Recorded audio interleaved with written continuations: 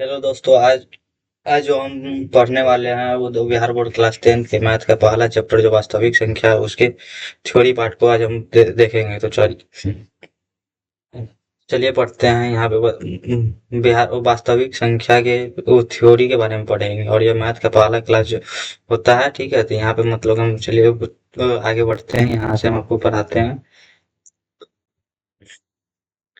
Real number होता है। Real number कोई रियल नंबर यानी कि वास्तविक संख्या, इसके बारे में आज हम क्या पढ़ेंगे, इसका मतलब कि हम रोड मैप देख लेते हैं। पहले बेसिक कंसेप्ट पढ़ेंगे, उसके बारे में हम इसके अंदर इस चैप्टर के आने वाले थ्योरम को पढ़ेंगे।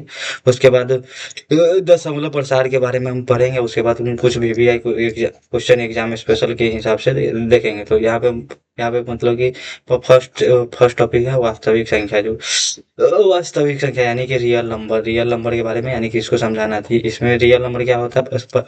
परिमेय और अपरिमेय संख्याओं के समूह को वास्तविक संख्या कहते हैं। इसे किससे सूचित किया जाता है? आर से सूचित किया जाता है। किससे सूचित किया जाता है? आर के। यानी कि वास्तविक संख्या जो है, वास्तविक संख्या अ, इसमें मतलब यह परिमेय और अपरिमेय संख्याओं के समूह को कहा जाता है। यानी कि समूह को क्या कहा जाता है? वास्तविक संख्या कहा जाता है। वास्तविक संख्या कहा जाता है। वो वास्तविक यहाँ पे पूछेगा मतलब कि वास्तविक संख्या किसको कहा जाता है? तो परिमेय और अपरिमेय संख्याओं के समूह को वास्तविक संख्या कहा जाता है। क्या कहा जाता है? वास्तविक संख्या कहा जाता है। नेक्स्ट आपका है।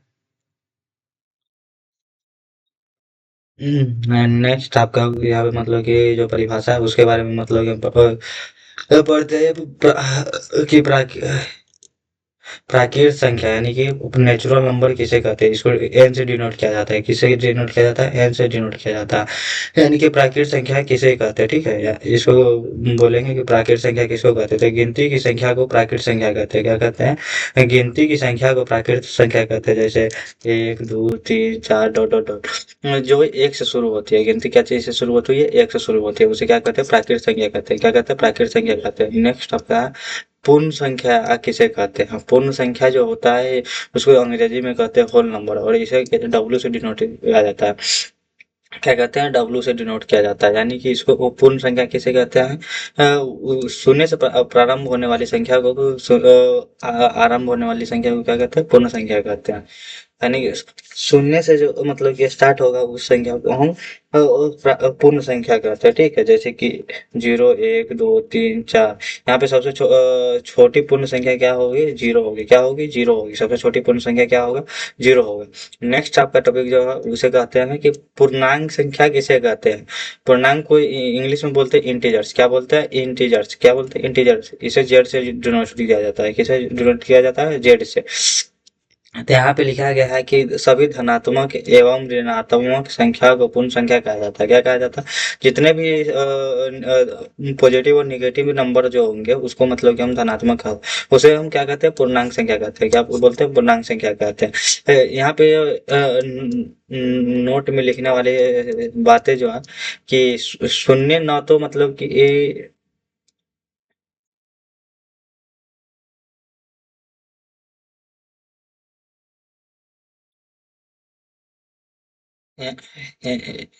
यहाँ पर नोट में यानी कि यहाँ पे जो बताया गया है कि शून्य न तो धनात्मक है और न ही ऋणात्मक है।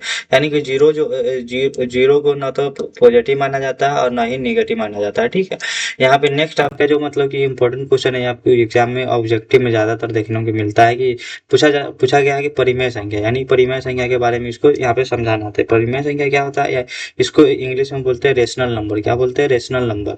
यहाँ पे क्या बोलता है कि ऐसी संख्या जो पी वाई क्यू के रूप में उसे क्या कहते हैं? परिमेय संख्या कहते हैं। क्या कहते हैं? परिमेय संख्या कहते हैं।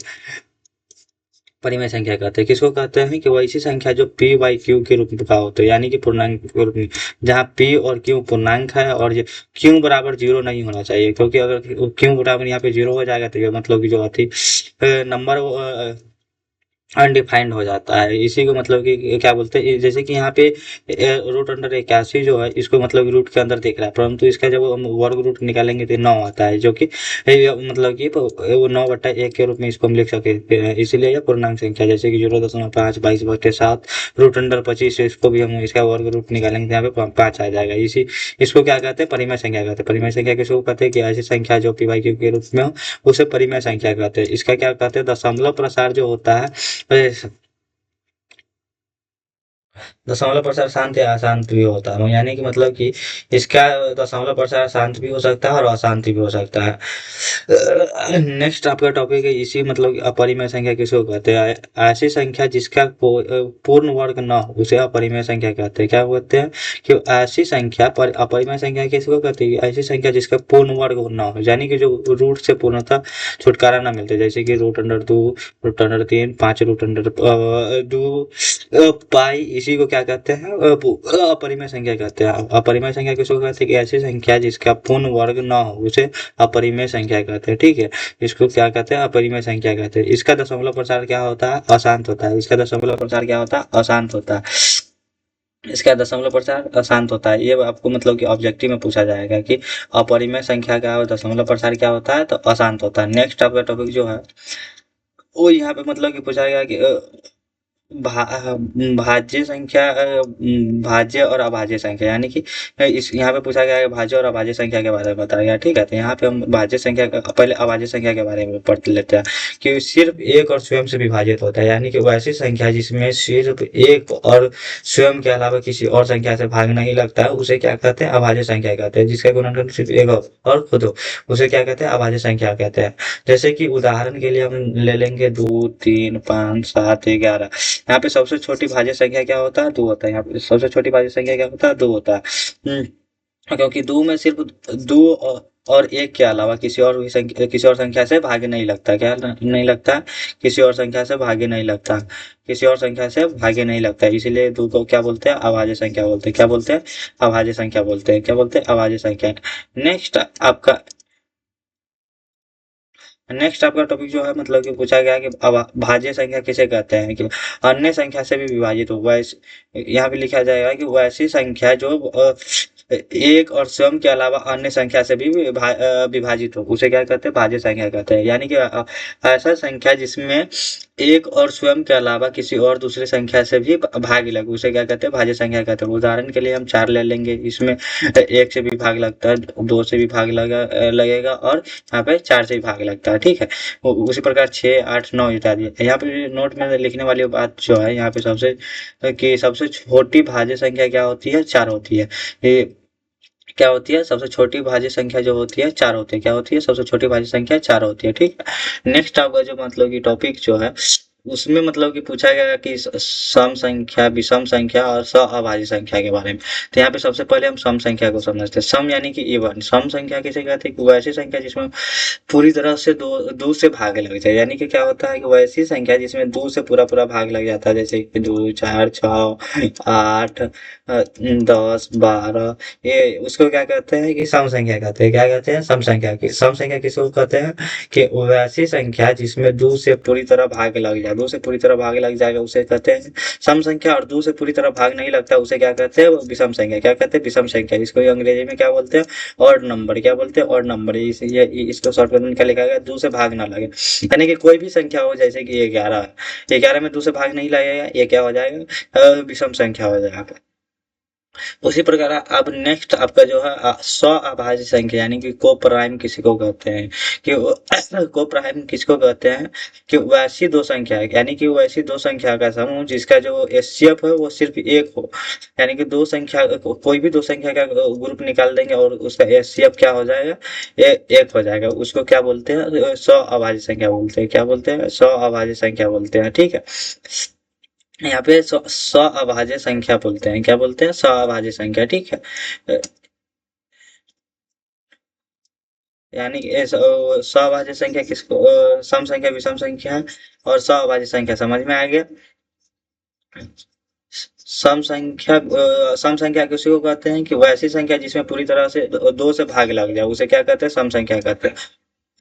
नेक्स्ट आपका यहाँ पे जो है यूक्लिड विभाजन सूत्र, यानी कि यूक्लिड विभाजन सूत्र, इससे मतलब कि आपको एग्जाम, बोर्ड एग्जाम में एक क्वेश्चन दो मार्क्स का पूछा जाता है। क्या पूछा जाता है? 2 मार्क्स का। तो यहाँ पे सबसे पहले आपको भाज्य चुनना पड़ेगा, उसके बाद आपको भाजक चुनना पड़ेगा, उसके बाद यहाँ पे जो सेसफल है, यहाँ पे ये किसको डिनोट किया जाएगा? भाज्य को बी से, किसको डिनोट किया जाता है? भाजक से। और क्यों को जो है वो भागफल है। क्या है? भागफल। और आर जो बचता है यानी कि रिमाइंडर, यानी कि शेषफल होता है। ठीक है, इसका उपयोग करके इसका उपयोग मौसा निकालने के लिए किया जाता है, यानी कि एचसीएफ निकाल। क्यों? आर का जो मान है 0 से 12 और या बराबर होगा, और बी से जो होता है छोटा होगा। क्या होगा?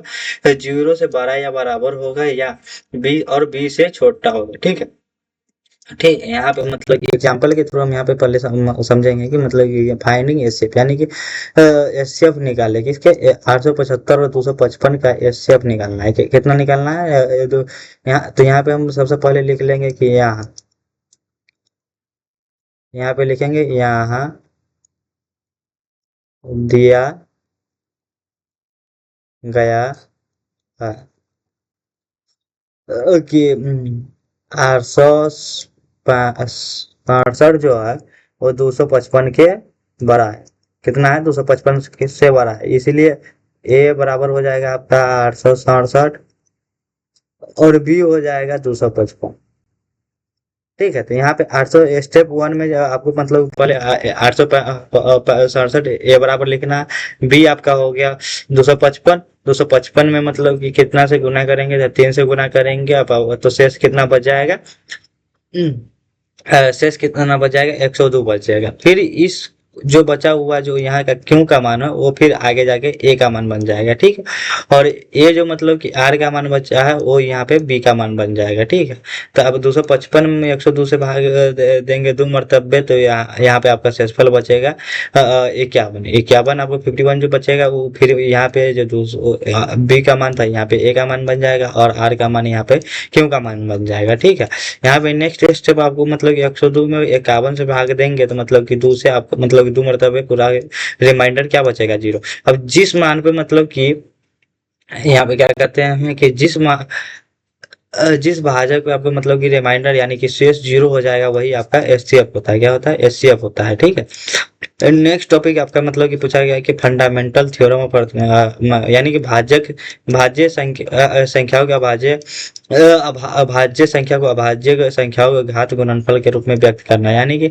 इसका जो है मतलब कि 140 का अभाज्य गुणनखंड निकालने के लिए बोल रहा था कि कितना का? 140 का। ठीक है, तो यहाँ पे हम पहले 2 मरतबे लगाएंगे तो 70 हो जाएगा।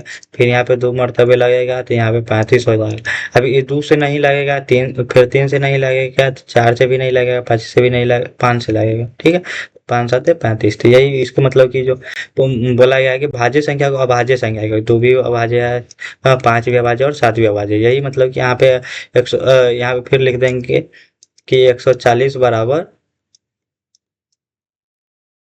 2 कितना बार है? 2 बार है। तो यहाँ पे लिखेंगे 2 के पावर, सॉरी 2 के पावर 2 गुन्ने 5 कितना बार है? 5 के पावर 1 तो गुन्ने 7 के पावर 1।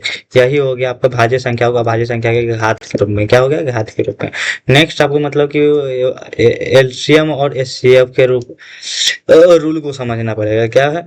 एलसीएम और एचसीएफ के रूल को समझना है। क्या है? एलसीएम और उभयनिष्ठ संख्याओं के गुणन अभाज्य गुणनखंड के सबसे छोटी घात को क्या बोलते हैं? एचसीएफ बोलते हैं, यानी कि smallest power of common factor. यानी कि कॉमन, यानी कि इसमें 2 संख्या दिया रहेगा, उसके कॉमन फैक्टर सबसे जो सबसे छोटा भाग होगा उसी को क्या बोलते हैं? एचसीएफ बोलते हैं। ठीक है, नेक्स्ट यहाँ पे बोला गया कि संबंध प्रत्येक अभाज्य की संख्या के बड़ी घात को क्या बोलते हैं? एलसीएम बोलते हैं। पूरा greatest power of all factor, उसको एलसीएम बोलते हैं। इसको नेक्स्ट मतलब कि आगे में समझेंगे। यहाँ पे आपको गोल्डन फॉर्मूला आ जाता है। यहाँ पे आपको यहाँ से ऑब्जेक्टिव ऑब्जेक्टिव प्लस एक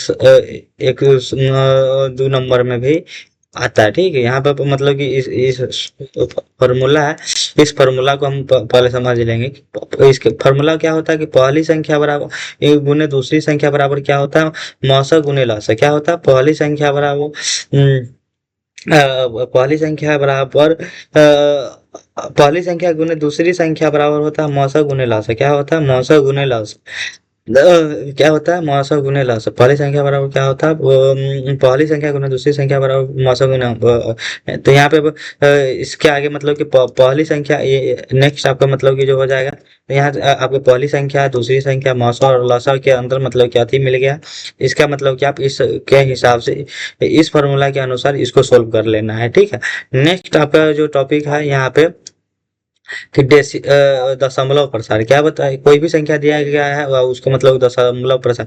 तो यहाँ पे शर्त क्या होता है? Denominator of q has factor two के पावर और यानी कि जो मतलब कि कोई भी परिमेय संख्या दिया गया है उसके जो मतलब कि डिनोमिनेटर यानी कि हर जो होता है उसका फैक्टर यानी कि अभाज्य गुणनखंड 2 के पावर n गुने 5 के पावर n के जैसे, यानी कि इसके मतलब कि हर का जो मतलब कि अभाज्य गुणनखंड होगा उसके मतलब कि उसके अंदर सिर्फ और दो दो और पांच का मतलब कि फैक्टर आना चाहिए। क्या आना चाहिए? दो और पांच का ही फैक्टर आना चाहिए।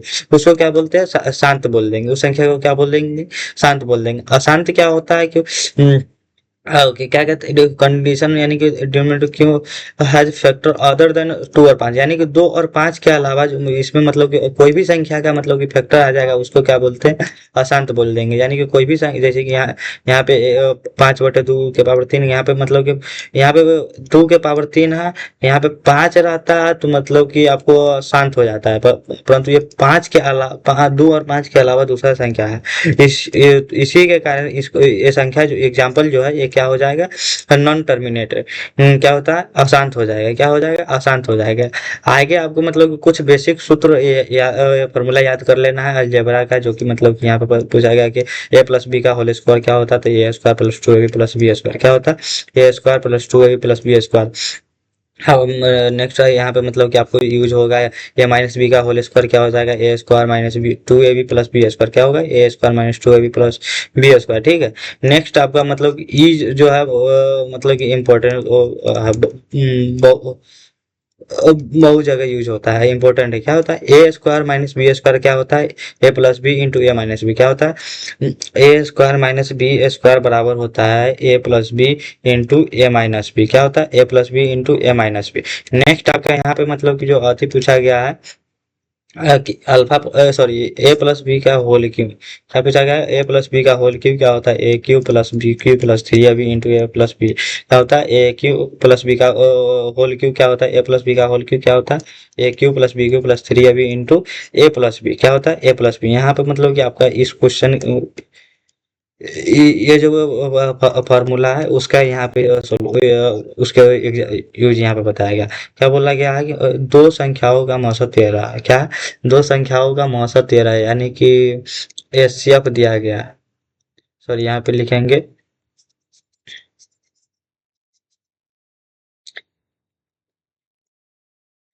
यहाँ पे मतलब कि लिखेंगे दिया गया, दिया गया क्या दिया गया? एचसीएफ दिया गया। कितना दिया गया है? 13 दिया गया। एलसीएम क्या दिया गया है? 182 दिया गया है। कितना दिया गया है? 182 दिया गया। और एक संख्या 26 है। क्या पूछा? पहली संख्या समझ लो, मान लो कि पहली संख्या क्या लिखा गया है? पहली संख्या पहली संख्या दिया गया है आपको 26। क्या दिया गया है? 26। तो ये आपको निकालना है दूसरी संख्या। क्या निकालना है? दूसरी संख्या। तब फॉर्मूला हो जाएगा पहली संख्या यहाँ पे मान लेंगे, माना कि पहली संख्या बराबर x। ठीक है। तो यहाँ फॉर्मूला लिखेंगे पहली संख्या गुने दूसरी संख्या बराबर एलसीएम गुने एलसीएम। तो पहली संख्या आपका 26 है, दूसरी संख्या हम यहाँ पे x मान लिए हैं। आपका एलसीएम दिया गया है 13 और एलसीएम दिया गया है 182। तो यहाँ पे x का मान निकालने के लिए आप इसको मतलब कि इसके बटे में ले जाएंगे। तो यहाँ पे मतलब कि 13 से 26 कट जाएगा दो मरतबे, और फिर 2 से 182 कटेगा 91 मरतबे, इसलिए दूसरी संख्या क्या हो जाएगी?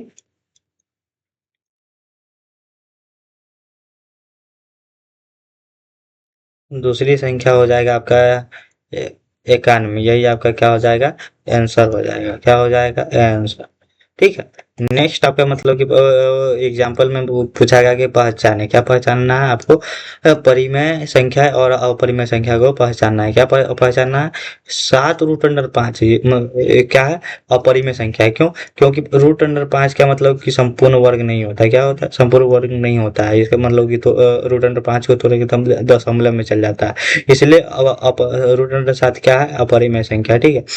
दूसरा नंबर क्या है, √16 क्या है, तो √16 क्या है, परिमेय संख्या। क्योंकि √16 जो है, ये जो मतलब कि ये 4 को √16 के रूप में लिखा गया है। क्या लिखा गया, 4 को √16 के रूप में लिखा गया है, इसलिए ये भी सही है।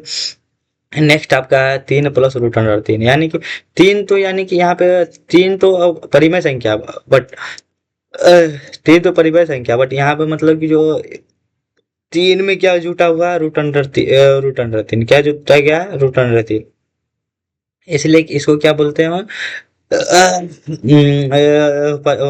ये भी अपरिमेय संख्या। नेक्स्ट आपका मतलब कि यहाँ पे पूछा गया कि 0.32 जो है परिमेय संख्या है, गलत है। क्या गलत है, क्योंकि इसको ये जो लिखा गया इस प्रकार से लिखा जाएगा, 0.3 के 2 के ऊपर एक है, तो इसको लिखेंगे 2 dot dot dot dot dot.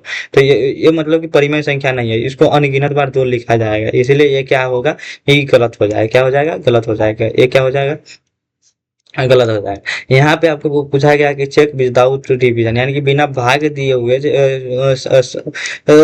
बिना भाग दिए हुए चेक करना है कि यह शांत है या अशांत है। तो यहाँ पे मतलब कि भाग दें, तो यहाँ पे 8 का जो हम यहाँ पे 8 का जो हम होगा, तो अभाज्य गुणनखंड को तोड़ लेंगे। क्या निकाल लेंगे, गुणनखंड निकालेंगे, गुणनखंड खंड निकालेंगे, गुणनखंड। तो 2 का गुणनखंड हो जाएगा, 2 यानी कि 2 के पावर 2 के यहाँ पे लिखेगा कि मतलब कि डिनोमिनेटर है ओनली 2 फैक्टर, यानी कि हर के पास क्या है, सिर्फ 2 का अभाज्य गुणनखंड है। क्या है, 2 का। तो इसीलिए जब मतलब कि क्या हो जाएगी, शांत हो जाएगी, क्या होगा, शांत होगा। तो यहीं पे क्लास खत्म करते हैं। नेक्स्ट आपको मतलब कि नेक्स्ट क्लास में आपको होमवर्क रहेगा क्वेश्चन नंबर 2, आपको प्रैक्टिस सेट यानी कि मतलब कि दिया जाएगा नेक्स्ट क्लास में। तो इसके मतलब कि इसमें जो मतलब कि बताया गया उस मतलब कि सारे डेफिनेशन जो है उसको मतलब कि यहाँ पे मतलब कि आपको याद करके आना है, समझ के आना है। जैसे इस सारे मतलब कि डेफिनेशन को एक बार रिवाइज करके आना है। ठीक है, तो चलिए यहाँ पे मतलब कि आपको पूरा मतलब कि जैसे कि रियल नंबर, प्राकृत संख्या, पूर्ण संख्या, पूर्णांक संख्या, उसके बाद क्या, परिमेय, अपरिमेय, भाज्य, अभाज्य, और यहाँ पे सम, विषम, सभाज्य, इस सारे सभी सभी संख्या मतलब कि डेफिनेशन को रिवाइज कर लेना है। ठीक है, क्या कर लेना है, रिवाइज कर लेना है। चलिए